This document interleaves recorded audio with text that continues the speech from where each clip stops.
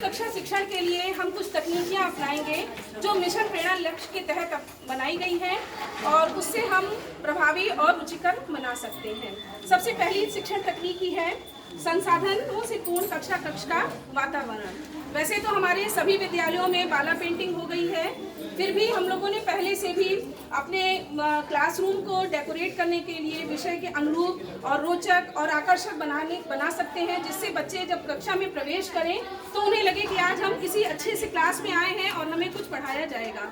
तो उनको उस आकर्षक चित्रों को देखकर उनका मन रुचिपूर्ण ढंग से वो पढ़ने के लिए तैयार रहेंगे। दूसरी तकनीकी है कक्षा प्रबंधन और बैठक व्यवस्था। हमारी कक्षा की क्या व्यवस्था है, हम उनको किस रूप में बैठाएं। अक्सर बच्चों को हम सीधे सीधे बैठा देते हैं, तो एक रूपता हर जगह अच्छी नहीं लगती, इसलिए हम उनको हर हफ्ते वाइज या डे पर डे उनको हम बदल कर बैठा सकते हैं। कोशिश ये करेंगे कि हम जो बताएं वो बच्चा प्रतिभाग कर सके हर उसमें। जैसे मैंने उनको गोलाकार, अर्ध चंद्राकार में बैठाया, कभी किसी भी शेप को ले लिया, तो इस तरह से वो शेप तो सीखेंगे और उनके बैठने की स्थिति भी बदलेगी। और जो बच्चे कमज़ोर हैं और उन बच्चों को हम आगे करेंगे, कम सुनने वाले हैं, उनको अपने ब्लैक बोर्ड के पास बैठाएंगे, तो इससे बच्चों को भी आगे बढ़ने में आगे बढ़ेंगे। तीसरी तकनीक है रोचक प्रस्तावना। प्रभावी कक्षा शिक्षण के लिए सबसे मेन तकनीक यही है, रोचक प्रस्तावना। हम डायरेक्ट गए क्लास में, बच्चों ये लेसन खोलिए, तो बच्चे उसको समझ नहीं पाएंगे। लेसन तो खोल लिया लेकिन उनके समझ में नहीं आएगा। जब हम उनके पूर्व ज्ञान पर आधारित उनको उस पाठ पर लाएंगे तो वो बच्चे उसमें रुचिकर ढंग से उस चीज़ को सीख पाएंगे। जैसे हमें कुछ भी पढ़ाना है तो उसकी हम कोई छोटी सी कहानी ले लें, छोटी सी कोई कविता ले लें, उस पाठ से रिलेटेड कोई भी समसामयिक घटना पर आधारित हम उनको छोटी भी कहानी सुनाएंगे तो वो इंटरेस्टिंग होगी कि आगे हमें पाठ में क्या पढ़ना है, आज मैम क्यों इस तरह से पढ़ा रही हैं। तो अगर हमें उनके पूर्व ज्ञान पर आधारित उस प्रस्तावना पर लाएंगे, उस पाठ पर लाएंगे, तो ये प्रभावी कक्षा शिक्षण की मेन तकनीकी मेरे हिसाब से यही है। अगर हम रोचक प्रस्तावना रखते हैं तो बच्चा शुरू से ही वो इंटरेस्टेड हो जाएगा उस लेसन को पढ़ने के लिए।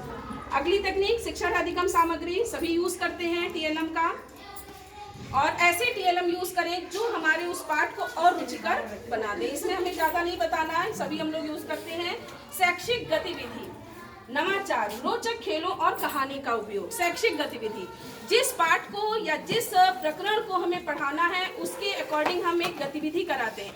बच्चे खेल से जल्दी सीखते हैं, तो इसलिए और नए नवाचारों का प्रयोग कर सकते हैं। रोल प्ले, छोटी सी एक हम कोई कहानी है उसको हम उसमें अपने ही क्लास में केवल एक स्किट छोटी सी करा सकते हैं। फिर है प्रश्न पूछना। सबसे मेन मुझे ये भी लगता है कि प्रश्न पूछना, हमने पढ़ा दिया, मैंने क्वेश्चन पूछा, हो सकता है बच्चे भी आंसर उसका दे लेंगे, लेकिन मेन जब उस पर टॉपिक पे जब प्रश्न पूछा कि जब बच्चे भी जिज्ञासा बस उस चीज़ को पूछें कि उनको भी जिज्ञासा हो कि मैम ने क्या पढ़ाया, उनके समझ में आया कि नहीं आया, तो बच्चे भी जब प्रश्न को पूछें तो ये दोनों तरफ से सामंजस्य होना चाहिए कि शिक्षक भी प्रश्न पूछे और बच्चा भी प्रश्न पूछे। इसके आगे सुनीता जी बताइए।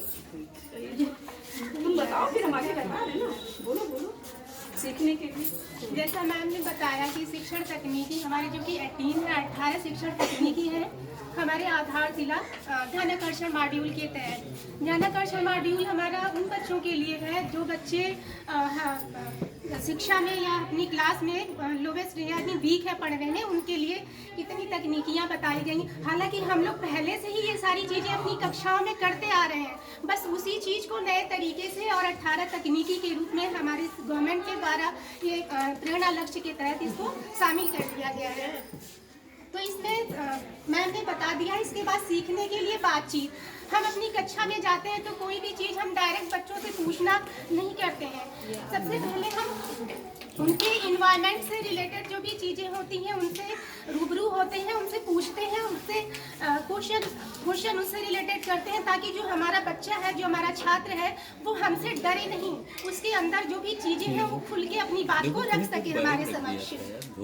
तो सीखने के लिए बातचीत बहुत जरूरी है। जिसको हम सिखाने जा रहे हैं वो भी तो इंटरेस्टेड होना चाहिए।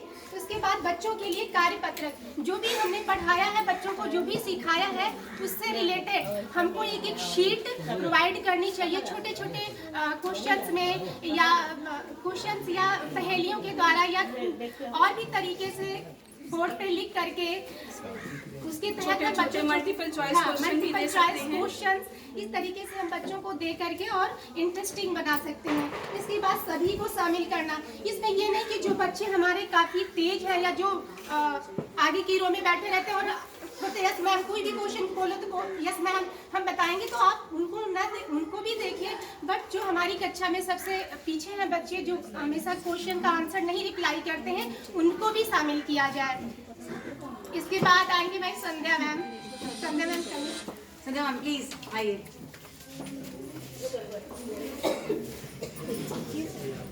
18 तकनीक थी, तो हम लोगों ने सभी ने मिल के या थोड़ा बांट दिया उसको।